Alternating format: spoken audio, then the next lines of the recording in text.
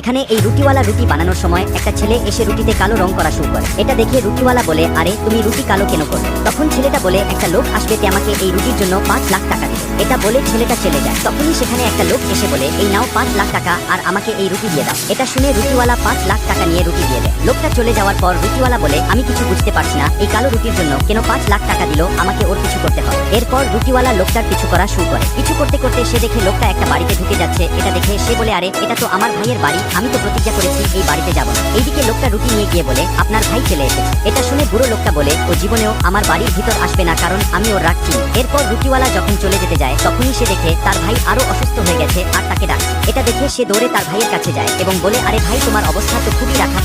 তখনই তার ভাই পড়ে যায় এবং বলে, ভাই আমি তোমাকে ঠকিয়ে আমাকে মাফ করে দাও, এখন আমার যত সম্পদ আছে ওইগুলো তুমি আর আমার ছেলে ভাগ করে নেবা। এটা বলে সে মারা যায়।